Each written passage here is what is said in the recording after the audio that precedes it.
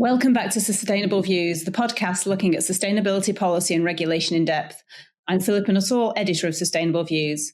Today I'm talking with Florence Jones, one of Sustainable Views' reporters, about COP30, the climate summit that was running in Belém, Brazil for the last 2 weeks and which came to a close this weekend. Hi, Flo. Hi. So, Flo, when we spoke on this podcast before COP30 a couple of weeks ago, you were telling us about the Tropical Forests Forever facility, which had actually been agreed by leaders ahead of the main climate summit. Perhaps you could remind us a little bit about what this agreement was, because when I was writing the piece for Sustainable Views yesterday and speaking to various people about COP30, this was still one of the main things for a lot of people that was kind of agreed during the summit. So yeah, remind us a little bit about kind of what it was and what it hopes to achieve. Yeah, absolutely. So the TFFF is, as you say, the Tropical Finance Forever facility, and it's a financial mechanism seeking to drive private finance into the preservation of forests, particularly tropical forests. As you alluded to, it kind of was the flagship initiative of COP30. It was technically launched during COP, but everybody kind of knew about it beforehand, and it had been built up over a number of months. And it essentially is just a financial mechanism that rests on the principle that currently for people living in forests, whether they're local communities or indigenous people, it's more profitable for them to cut down the forest and then sell that land to agriculture or industry. So the fund is essentially trying to compensate those groups for leaving the forest standing and keeping the forest acting as a carbon sink. It's an investment fund, so it's seeking to raise 125 billion total with an initial 25 billion investment from public, so governments, and that will kind of de-risk the portfolio. And private investors will get a return on their investment in a similar way that they would with any other kind of fund. And then there'll be an additional return of around 2.5% on top of that, which will then be distributed to tropical forest communities in exchange for keeping deforestation rates low. Great. And so obviously finance is a big piece of this. I know when you wrote about the fund before COP, there was a couple of countries that had come forward with financing, but they were quite small amounts, and sort of countries that have got less money perhaps to spend on these kinds of things. We don't think we'd really heard from any of the sort of big countries that tend to donate to these things, such as the UK or Germany. Was there any progress on that during COP? So there was a little progress, but it's definitely not going as well as it could be.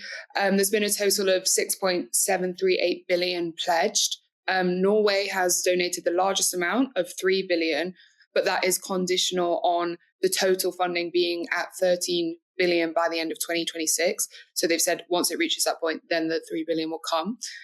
We've also got contributions from France, Indonesia, Brazil, Germany, which was announced during COP, and Portugal has given 1 billion euros. It's definitely not nearing the 25 billion that Brazil is hoping for. The UK, controversially, I was talking on the podcast last time about how the UK has said it's not contributing to the funds. Nothing really changed on that during COP. Our special representative for climate, Rachel Kite, has kind of been hinting that it's more a not now rather than a never in terms of the UK contribution. But that being said, there hasn't been any kind of concrete signals from government that they intend to give money to the fund. And did China come forward with anything on this? I mean, I know there's always this kind of, are they a developing country, which obviously again was a discussion at COP30. Was there any movement from them on forests? No, not especially. China haven't contributed to the TFFF yet. And yeah, we'll have to see if they do in future. Okay, great. Yeah, and obviously finance was a big part of COP30, or perhaps the lack of finance is what we should say. There were various mechanisms as well as the TFFF that were agreed around, for example, the just transition. The Belém action mechanism was a big push from campaigners really to get the just transition in there, and something that they hope can then be rolled out globally. But again, very much depends on what countries come forward with and whether the financing is there for it. In the final text, we see this call to triple adaptation financing by 2035. But again, there isn't actually a figure there, though there is this kind of aim to get to $1.3 trillion. So yeah, finance is definitely something that countries don't want to come forward with it at the moment, given the sort of pressures that they're under domestically. So yeah. Lots to keep an eye on there in terms of financing. Yeah, and I know that you've been speaking to various businesses, investors, and nonprofit groups following COP. I wondered if you kind of were able to highlight some of the wins that came from the summit. There's been a lot of negativity, but maybe there's some positivity in there too. Yeah, I mean, I think, and I think as I wrote yesterday, that given sort of, I mean, the US is obviously absent from the talks. There was lots of talk ahead of it about China potentially stepping in as a global climate leader. But Seth, our Asia correspondent, wrote, China very much sees the transition in terms of an industrial policy, I think, rather than necessarily a moment for them to stand as a leader on this. And the EU, we're having this sort of internal pushback in the EU. The EU found it quite difficult to agree its 2040 target and its 90% emissions reduction. So again, that was it. The bloc was a bit weakened in terms of its negotiating powers. But I think it was still interesting. A few people have sort of suggested this was kind of a new geopolitical reality. Linda Kelscher from Climate Strategy, for example, very much pulled out this as a change. We saw the leadership very much from Brazil and from other parts of the world. Colombia, for example, has said it will come forward with this fossil fuels conference next April with the Netherlands. So I think there was energy coming from other parts of the world, and perhaps this is something we will see in the future rather than sort of everybody looking to the US or the EU to lead, as has traditionally been the case. There was obviously deep disappointment from a deforestation point of view and fossil fuels, that roadmaps in terms of transitioning away from fossil fuels and reducing deforestation were not in the final text. And as I said, Brazil has pledged, the COP30 presidency has pledged they will come up with roadmaps on these issues to be discussed at COP31 next year. So yeah, plenty of negativity, but I think, there were some positive movements, if we can say that, within the sort of reduced ambition, perhaps, as we can see it. I was speaking yesterday to Gian Piero Nacci from the European Bank for Reconstruction and Development, and he very much pulled out the idea that in terms of climate finance, there was the Baku to Belém roadmap, so going from previous COPs to today, around financing and how countries can potentially get to this figure of $1.3 trillion by 2035. There was also this report from the Circle of Finance Ministers, which fed into that.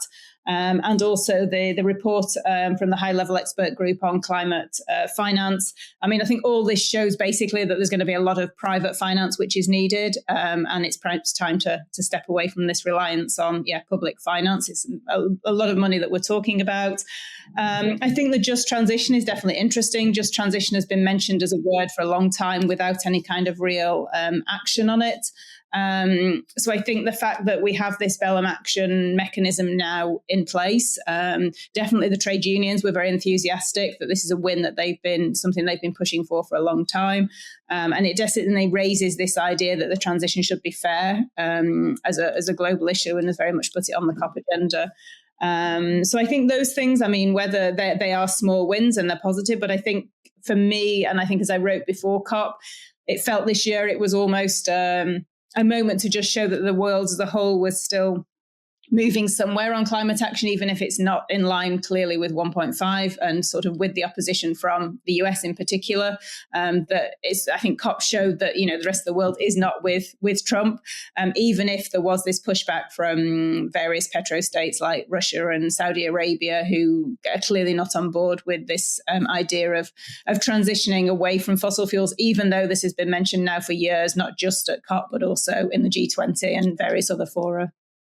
Yeah, absolutely. So some of those wins are kind of outside the main text of COP, even if the final COP30 text wasn't perhaps what people were hoping for.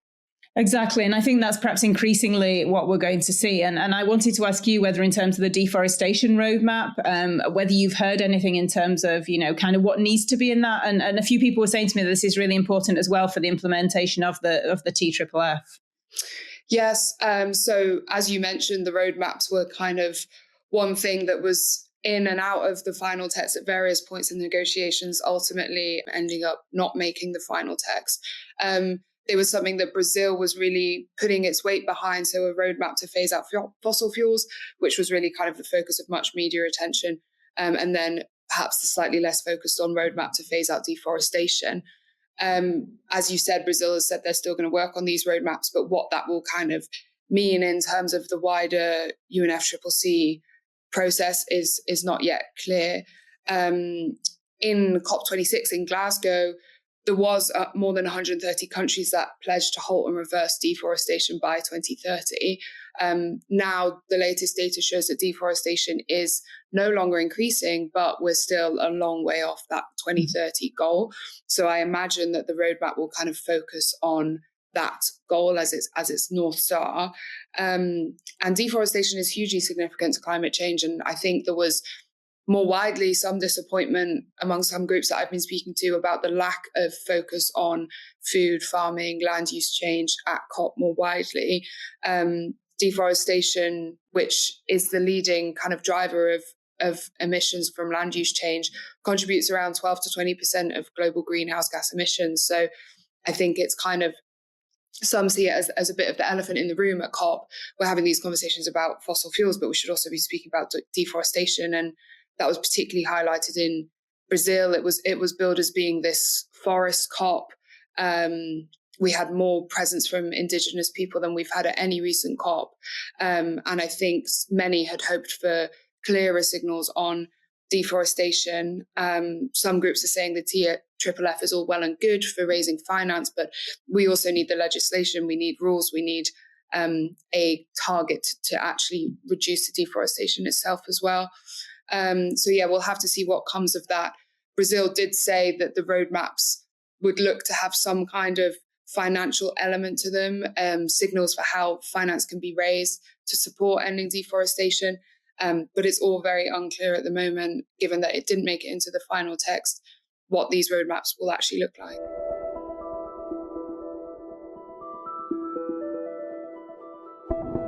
Yeah, indeed. And I think a big thing that was also missing from my point of view was food and farming. The sector still contributes a third of global emissions. And at COP28, we had this sort of big food and farming declaration 2 years ago that this was something that countries finally signed up to agree to move on. I think then we've seen very little movement. I mean, certainly in the EU, we've gone backwards in terms of sort of policies holding the agricultural sector to account in terms of emissions, environmental standards. Those have been relaxed. And again, I think there was one little mention of food, but it was definitely something that was not central to discussions and which will have to change. I mean, I think governments remain very confident now in terms of talking about renewables, even if fossil fuels are still very much in the room. But they are confident. They see that renewables are coming online. We've seen from the recent International Energy Agency report that the figures are fairly positive, even if there are slowdowns in certain parts of the world. But this idea of, calling on the agricultural sector, the food sector to change is a very emotional issue and something that I think lots of governments don't want to get involved in. We will have to see in terms of COP30, which will be COP31, which we learned last week, will be jointly hosted in some way by Australia and Turkey, whether they move on that, as you say, in terms of deforestation, exactly what this roadmap says. I think another thing that we need to perhaps keep an eye on, you mentioned what's happening outside of the main talks, is also what's happening in terms of the action agenda, which is led by the high-level climate champions. The renewables organisations were very positive about the movement that's happening around grids, around energy storage, which are really key parts of the energy transition that until now we haven't seen much movement on, have been under invested in comparison to solar or wind. So I think seeing movement on those, seeing global agreement and investment going into those areas, and how the high-level champions, which work with businesses, NGOs, sub-national governments, can also move forward the agenda. So perhaps this idea, a bit of a change as well of how COPs actually work and what's actually coming out of them, and perhaps to look a little bit beyond this final text, which everybody sort of analyses in minute detail and see what's happening elsewhere. Yeah, and you mentioned there COP31 in the next year's time. We have got this kind of joint hosting from Turkey and Australia. Do you think this is kind of a moment where we're looking at the COP system and what it means and how we're kind of reframing that? And will we see some of that at next COP, do you think? Yeah, I think it's a really good question. I mean, there seem to be fewer calls this year for a change in the COP system. There were still calls there, but I didn't feel it was as strong as it has been in previous years. Yes, last year it seems particularly strong in terms of this idea that the system was broken and it couldn't achieve anything. I think that was perhaps partly to do with Brazil as the COP30 presidency and the way it was hosted, and this idea of, now my Portuguese is going to be to be shown up in its all this, but this global mutirão, which was the name of the final agreement, and this idea of working collectively and try and get sort of some kind of momentum. So I think there is definitely a shift in the system, just as we've said previously, in terms of who's in charge of it, who's moving, who are the leaders and not. As you say, these other issues now, I think, are firmly in COP in terms of deforestation, which before everything was very much more focused on emissions. I think there are still various questions to be asked in terms of, there was governments repledged, their support for keeping global warming below 1.5 degrees. If possible, I think we know climate science is fairly clear that, we will go above 1.5, and kind of how much that now is almost just a political statement rather than something that's real, and what that means in terms of COP discussions. Fossil fuels, I think there's going to have to be some movement around that. For years now, we've heard the talk about the need to phase out fossil fuels without any kind of real movement, and how possible it is to move that forward, even if there are certain countries like Saudi Arabia, which always objects to anything that sort of starts talking about fossil fuel phase outs. And then the finance question, and how you really do bring private finance into the mix much more than potentially has happened in the past, because I think it's very clear that, and especially in terms of where geopolitics are at the moment, that countries are looking to bump up defence and to spend on other issues. They've got lots of domestic challenges, and talking about spending on climate finance to help countries in other parts of the world is perhaps not necessarily going to land with electorates in the UK, the EU, or wherever. So, so I think this idea of a dual hosting, potentially, let's see what happens. I think there's lots of skepticism around it as well, as to whether it actually works, how it will work, also how the power dynamics are going to play out between Australia and Turkey, and who's kind of in charge of proceedings. But yeah, let's. It's always good to see something different happening that can shake up the process a bit, perhaps. So let's see what happens in the coming months, and at COP31 next year. Yeah, and we always have these discussions every year about who should be at COP, whether business should be at COP, and the presence of lobbyists. Do you reckon that we'll get any more discussion on that before COP31? Obviously, it's being hosted in Turkey. Could that mean more presence from the oil and gas industry next time? Yeah, it's a really good question, and I think it's a really thorny question to answer. I interviewed Ani Dasgupta, the CEO of the World Resources Institute, recently, and he was very clear that everybody should be in the room, that we need those fossil fuel companies in the room, we need businesses in the room, because ultimately those are the ones that will have to deliver on the transition. Christiana Figueres, who was one of the architects of the Paris Agreement, obviously tried very hard. She really stood out against a lot of her peers and tried to work with the fossil fuel sector after Russia invaded Ukraine, and sort of the fossil fuel companies seemed to jump on the bandwagon of, let's go back to fossil fuels and drop the focus on renewables. She sort of held up her hands and said, I tried, that's not worked. Ani Dasgupta is very clear that that's something which needs to change. I think my personal opinion is as well that we need everybody in the room, because how do you get agreement? How do you get people to implement if they're not actually part of the discussions? Also, the fossil fuel companies obviously have massive amounts of money. So in terms of financing the transition, they're obviously key actors in terms of who's going to finance it. I think the other issue, in terms of the people at COP this year, were the agro-food industries. So DeSmog, an investigative NGO, I think they found that there were 300 big industrial farming lobbyist companies represented at COP30. We perhaps need to cast the net a bit wider in terms of asking who should be there, and not just be focused on the fossil fuel companies, but also these other companies that are there, and how can they'll be brought into the discussions or not, in terms of making sure that they're there as part of the transition and as part of the need to reduce emissions and to meet those climate goals, rather than as there as lobbyists to sort of change the discourse towards and to kind of focus on how they can get people to stick with the status quo. So, yeah, I think there's lots of questions that need to be asked. And I think it's good that these are questions asked. Clearly, COP, now has been going for a long time, and sticking with any system is probably not good. But when I sort of suggest to many people, some people have called for COP to kind of be killed almost the other year and said this was the end, we need a totally different system. I think one thing which is very important with COP is it brings these different actors together. It brings different people. It is a moment when people from the NGO sector, business, governments can come together and discuss, and very much in a very focused atmosphere. And that clearly is something which is super important if the transition is going to move forward. In the sense, we're not talking just about energy anymore. We're talking very much about the whole system, as we've said, deforestation, food, farming, energy, and the just transition. So people need to be very much part of this. And as you said, I think at COP as well this year, there were more people brought into the discussion in terms of Indigenous peoples as well. And so that's something going forward that the organisers and the COP presidencies need to think about to get the best outcome for everybody. And it's not just a renewables target that needs to be in there. Yeah.